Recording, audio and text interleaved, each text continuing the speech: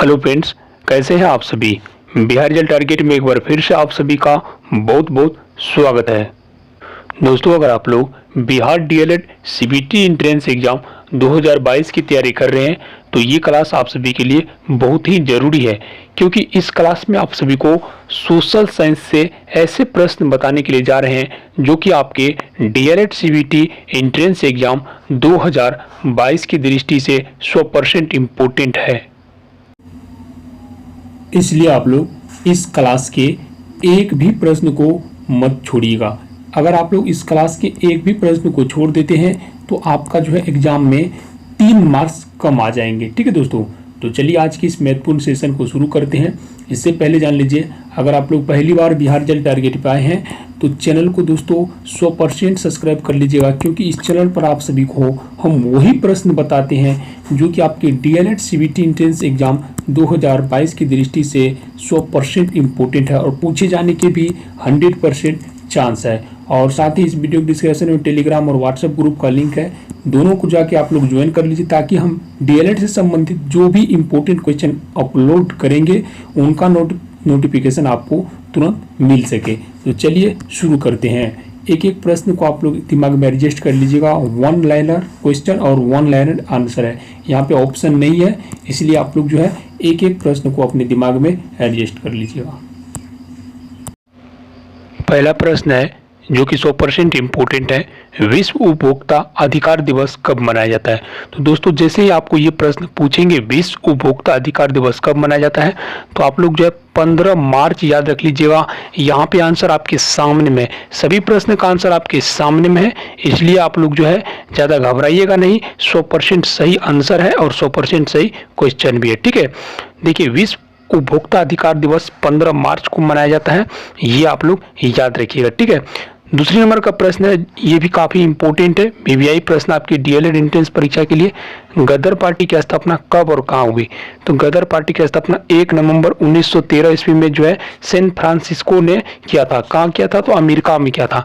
गदर party की स्थापना किसने किया था, तो सैन फ्रांसिस्को ने किया था। कब किया था, तो 1 नवंबर 1913 ईस्वी में। कहाँ किया था, तो अमेरिका में किया था। ये भी 100% इम्पोर्टेंट है डीएलएड के लिए। और देखिए, गदर पार्टी किसके नेतृत्व में बनी, तो गदर पार्टी किसके नेतृत्व में बनी, तो ये लाला हरदयाल के नेतृत्व में बना था। ये भी आप लोग याद करिएगा, ये भी 100% इम्पोर्टेंट है। जितने भी प्रश्न इस पीडीएफ में है 100% इम्पोर्टेंट ही है। ठीक है, तो इसलिए आप लोग एक भी प्रश्न को स्किप मत कीजिएगा, छोड़िएगा नहीं तो आपका 3 मार्क्स आपका घट जाएगा। ठीक है, देखिए, अब है आपके नेक्स्ट प्रश्न है जो कि ये भी काफी इंपॉर्टेंट है।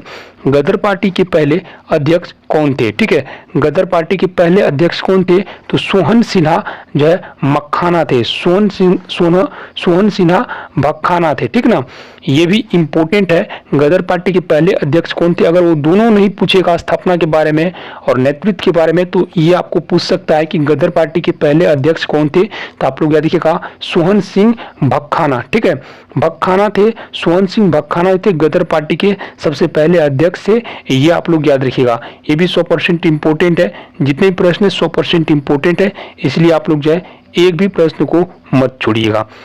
5वां नंबर का प्रश्न है, महात्मा गांधी को केसर ए हिंद की उपाधि से कब नवाजा गया। ठीक है, महात्मा गांधी को केसर ए हिंद की उपाधि से कब नवाजा गया, तो ये भी इंपॉर्टेंट है। तो आप लोग याद रखिएगा, 1915 ईस्वी में महात्मा गांधी को केसर ए हिंद की उपाधि से नवाजा गया था। ये भी 100% इम्पोर्टेंट है। जितने प्रश्न बता रहे हैं 100% इम्पोर्टेंट है। ठीक है, अगर आप लोग को क्लास अच्छी लग रही है तो आप लोग चैनल को भी सब्सक्राइब कीजिए, साथ ही वीडियो को लाइक कीजिए और कमेंट करके बताइए कि कैसा प्रश्न है, ये आपकी एंट्रेंस परीक्षा के लायक है या नहीं। ठीक है, और जो स्टूडेंट पीडीएफ लेना चाहते हैं वो भी आप लोग जो है पीडीएफ के लिए आप लोग व्हाट्सएप पे मैसेज कीजिए। ठीक है, चलिए नेक्स्ट प्रश्न को हम लोग बढ़ते हैं। किस अधिवेशन में कांग्रेस के नरम और गरम दल में एकता हो गई। ठीक है, किस अधिवेशन में कांग्रेस के गरम और नरम दल में एकता हो गई, तो ये लखनऊ अधिवेशन में। ठीक है, लखनऊ अधिवेशन 1916 में हुआ था। ये भी आप लोग याद रखिएगा, इसमें जो है कांग्रेस के गरम और नरम दल, ठीक है, गरम और नरम दल जो है एक हो गया था। ठीक है, ये आप लोग याद रखिए, गरम और नरम दल कांग्रेस के एक हो गया था। किस अधिवेशन में, तो लखनऊ अधिवेशन में। ठीक है, आपको पूछ सकता है कि किस अधिवेशन में गरम और नरम दल एक हो गया था, तो लखनऊ अधिवेशन में। ठीक है, इंपॉर्टेंट प्रश्न है। चलिए और देखिए, साथ ही दोस्तों, अगर आप लोग Bihar DElEd CBT entrance exam 2022 में अच्छी सफलता पाना चाहते हैं तो आप लोग चक्षु के एसआरआर पब्लिकेशन का गाइड जरूर खरीदिएगा, क्योंकि इस गाइड में आपको बिहार डीएलएड सीबीटी एंट्रेंस परीक्षा 2022 की दृष्टि से 100% इंपोर्टेंट क्वेश्चन बिल्कुल सीरीज में मिल जाएंगे। तो देर किस बात की, आप लोग इस वीडियो के डिस्क्रिप्शन में जाइए, वहां पे आप लोग को अमेजन और फ्लिपकार्ट का लिंक मिल जाएगा, जहां से आप लोग जो है इस बुक को डायरेक्ट खरीद सकते हैं। तो जाइए आप लोग जो है इस बुक को ऑनलाइन खरीदिए और अपनी तैयारी को सफल बनाइए। चलिए आगे बढ़ते हैं वीडियो में, ठीक है।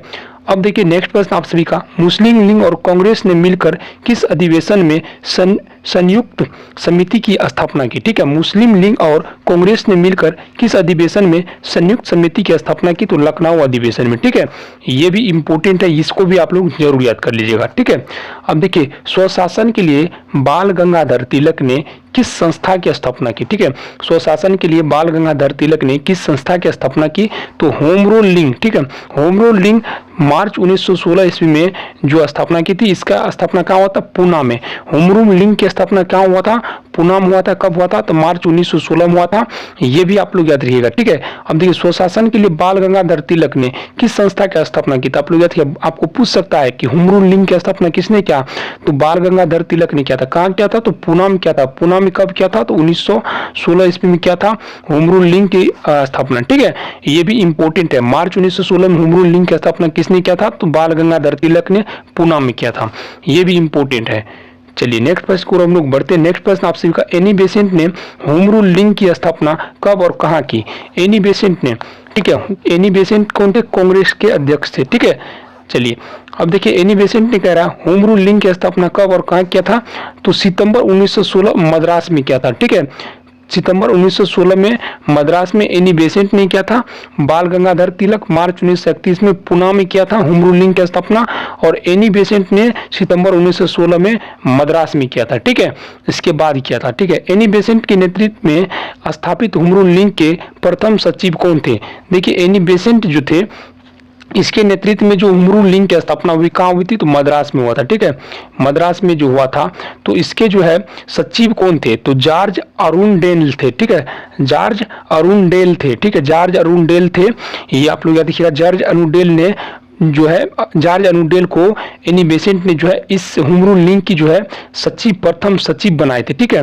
होम रूल लीग के मद्रास अधिवेशन का सचिव कौन था? तो जॉर्ज अरुणडेल थे, ये प्रथम सचिव थे। ये आप लोग याद रखिएगा, ये भी 100% इंपॉर्टेंट प्रश्न है, ठीक है। चलिए अब नेक्स्ट प्रश्न आप सभी का, भर्ती करने वाला सर्जेंट किसे, ठीक है, भर्ती करने वाला सर्जेंट किसे कहा जाने लगा? ठीक है, भर्ती करने वाला, देखिए महात्मा गांधी को, ठीक है। क्योंकि प्रथम विश्व युद्ध के दौरान गांधी जी ने लोगों को सेना में भर्ती होने के लिए प्रोत्साहित किया, ठीक है। जब प्रथम विश्व युद्ध हुआ तो लोगों को जो है गांधी जी ने सेना में भर्ती होने के लिए प्रोत्साहित किया। तो इसीलिए दोस्तों जो महात्मा गांधी को भर्ती करने वाला सर्जेंट के नाम से हम लोग जानते हैं, ठीक है। साबरमती आश्रम की स्थापना किसने की थी? तो साबरमती आश्रम की स्थापना महात्मा गांधी ने किया था। ये भी इंपॉर्टेंट प्रश्न है, ए टू जेड इंपॉर्टेंट प्रश्न है, आप लोग याद कर लीजिए, ठीक है। महात्मा गांधी ने साबरमती आश्रम की स्थापना कब और कहां किया था? तो 1916 ईस्वी में अहमदाबाद में किया था। कब किया था, कहां किया था? तो 1916 ईस्वी में अहमदाबाद में, ठीक है। आपको पूछ सकता है कि गांधी जी ने साबरमती आश्रम की स्थापना कहां किया था? तो आप लोग देखिए अहमदाबाद में। कब किया था? तो 1916 ईस्वी में।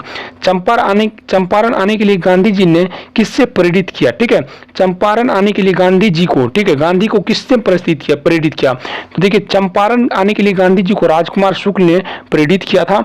राजकुमार शुक्ल ने जो है किसानों की समस्या को लेकर के गांधी जी को जो है आमंत्रित किया था चंपारण आने के लिए, ठीक है।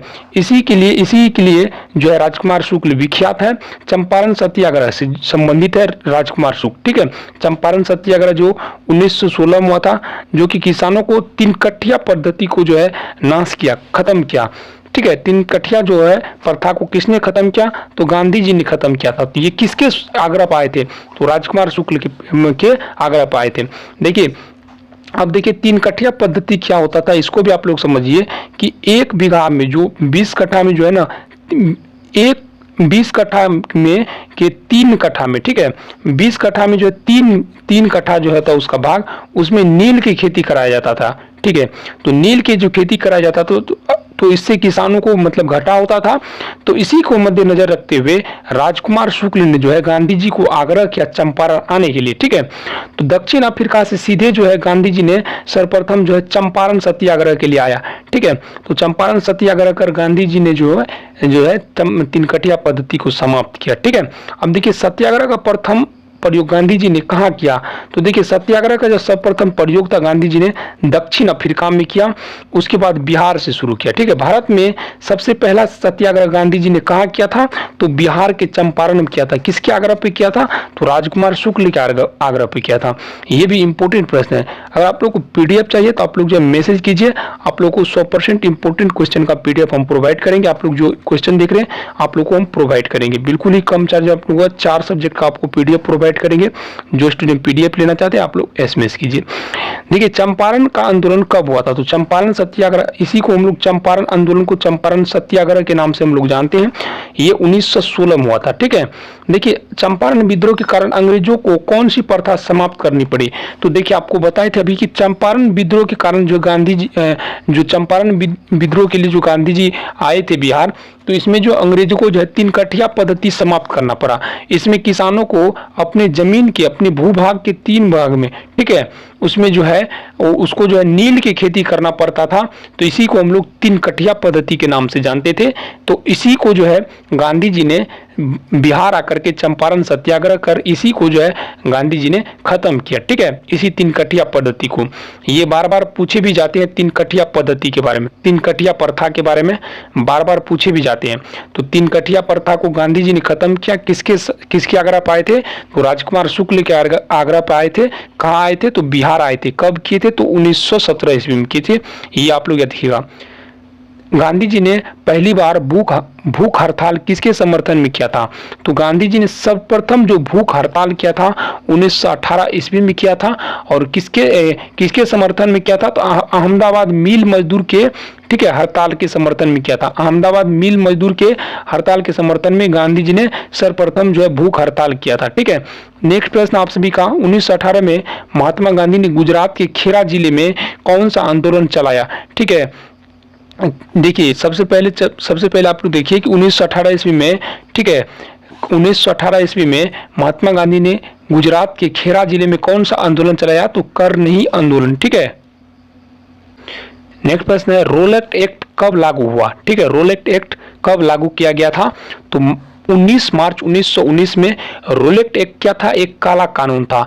इसके तहत जो है बिना जो व्यक्ति मतलब संदेशपद पाया जाता था, ठीक है, संदेह युक्त जो व्यक्ति पाया जाता था, इसको बिना मुकदमा चलाए गिरफ्तार किया जा सकता था। इसीलिए इसको हम लोग एक काला कानून के नाम से जानते हैं, ठीक है, रोलेट एक्ट को। और इसके लिए कोई अपील भी नहीं दर्ज कर पाते थे, कोई वकील से भी आप अपील नहीं कर पाते थे। ये अंग्रेज का मनमानी कानून था। इसके तहत वो किसी भी व्यक्ति को, किसी भी संदेह युक्त व्यक्ति को गिरफ्तार कर सकता था, काला कानून। इसी को हम लोग रोलेट एक्ट के नाम से जानते हैं, ठीक है। इस कानून का दूसरा नाम है जो है, इसको हम लोग जानते हैं बिना मुकदमा चलाए जो है किसी भी व्यक्ति को बंदीगृह में रखा जा सकता था, रोलेट एक्ट। इसको हम लोग काला कानून के नाम से जानते हैं, ठीक है। और ये कानून जो है 19 मार्च 1919 में पारित किया गया था, ठीक है। इसमें किसी व्यक्ति को बिना मुकदमा चलाए बंदीगिरी में या गिरफ्तार किया जा सकता था, ठीक है। देखिए गांधी जी ने रोलेट एक्ट के विरोध में देशव्यापी हड़ताल कब शुरू किया, तो गांधी जी ने जो रोलेट एक्ट के विरोध में जो देशव्यापी हड़ताल था 6 अप्रैल 1919 में शुरू किया था, ठीक है। देखिए जलियांवाला बाग हत्याकांड 13 अप्रैल 1919 में हुआ था। ये भी आपको अगले वीडियो में भी आप लोग को हम बताए थे, ठीक है। चलिए इस वीडियो में भी आप लोग को हम जो भी इंपॉर्टेंट प्रश्न है सभी आपको हम बता देते हैं, ठीक है। अब देखिए जलियांवाला बाग हत्याकांड कहाँ हुआ था, तो ये अमृतसर में हुआ था। और इसके जिम्मेवार कौन थे, तो जलियांवाला बाग हत्याकांड के नेतृत्व किसने किया था, तो जनरल डायर ने किया था, ठीक है। और देखिए जनरल डायर को किसने मारा, तो उधम सिंह ने मारा था, ठीक है। और देखिए जलियांवाला बाग हत्याकांड के पीछे का क्या वजह था, तो देखिए डॉक्टर सतपाल और जो है सैफुद्दीन किचलू की गिरफ्तारी के विरोध हो रही थी, ठीक है। और जनसभा पर जनरल डायर ने अंधाधुंध गोलियां चलाई, ठीक है। डॉक्टर सतपाल और जो है सैफुद्दीन किचलू के जो है जो गिरफ्तारी किया था एक मिनट, अंग्रेज ने जो गिरफ्तार किया था, इसी के जो है लोग विरोध प्रदर्शन कर रहे थे, ठीक है, अमृतसर में, ठीक है, अमृतसर के जलियांवाला बाग में जो है इसी सतपाल और जो है सैफुद्दीन के नेतृत्व में जो है विरोध प्रदर्शन कर रहे थे, अंग्रेज के विरोध प्रदर्शन कर रहे थे। इसी बीच जो है जनरल डायर ने जो है सैनिकों को आदेश दे दिया, अंधाधुंध गोलियां चलाई, जिसमें करीबन जो है 1000 लोगों की मौत हो गई थी, ठीक है। उसी बीच जो है उधम सिंह छोटा थे, वो सब कुछ देख रहे थे और उधम सिंह ने ठान लिया था कि जनरल डायर को मारेंगे। और जनरल डायर जो है एक अंग्रेज जो है थे एक सभा में भाषण दे रहे थे और वहां पे जाकर जो है उन्होंने गोलियां चला दी, जिससे जनरल डायर की मौत हो गई। देखिए जलियांवाला बाग हत्याकांड में कितने लोगों की मौत हुई तो आपको बताए थे कि इसमें जो है 1000 लोगों की मौत हुई थी, ठीक है। सरकारी रिपोर्ट के अनुसार 379 और कांग्रेस समिति के अनुसार 100 लोग मरे थे, ठीक है। चलिए, जलियांवाला बाग हत्याकांड में किस भारतीय ने जनरल डायर का सहयोग किया था? तो जनरल डायर का जो सहयोग किया था वो हंसराज ने किया था, ठीक है। जलियांवाला बाग हत्याकांड में जो है किस भारतीय ने जनरल डायर का सहयोग किया था? तो ये हंसराज ने किया था। ये भी इंपॉर्टेंट प्रश्न है। अब देखिए, किसने जलियांवाला बाग हत्याकांड के विरोध में वायसराय की कार्यकारिणी परिषद की सदस्यता से इस्तीफा दे दिया था, ठीक ना। जलियांवाला बाग हत्याकांड के जो विरोध में जो है, जो जलियांवाला बाग हत्याकांड घटा तो इसके विरोध में जो है जो शंकरन नायर ने जो है इन्होंने इस्तीफा दे दिया था। ये भी इंपॉर्टेंट प्रश्न है, ठीक है। अब देखिए, किसकी अध्यक्षता में ब्रिटिश सरकार ने जलियांवाला बाग हत्याकांड की 8 सदस्यीय जांच समिति की गठन की? जलियांवाला बाग हत्याकांड के 8 सदस्यीय जांच समिति की जो गठन किया था ये लॉर्ड हंटर के नेतृत्व में किया था और इसी के आग्रह पर किया था, ठीक है। अब नेक्स्ट प्रश्न है, जिस जांच समिति का गठन ब्रिटिश सरकार ने किया उसके सदस्यों में कितने भारतीय थे? तो देखिए 8 में जो है 3 भारतीय थे उसमें, ठीक है। 8 में 3 भारतीय थे। कांग्रेस ने किसके नेतृत्व में जलियांवाला बाग हत्याकांड की जांच के लिए आयोग गठित की? तो ये आप लोग याद रखिएगा, कांग्रेस ने मदन मोहन मालवीय। इस आयोग के अन्य सदस्यों में मोतीलाल नेहरू और गांधी जी भी थे, ठीक है। मदन मोहन मालवीय के जो है नेतृत्व में जो है इस सभा का जो है जांच के लिए आयोजन किया गया था। और इसमें कौन कौन थे? तो इसमें मोतीलाल नेहरू और गांधी जी शामिल थे, यही तीनों थे शामिल। और कांग्रेस उधर अंग्रेज की तरफ से 5 थे और जो है भारतीय सिर्फ 3 थे।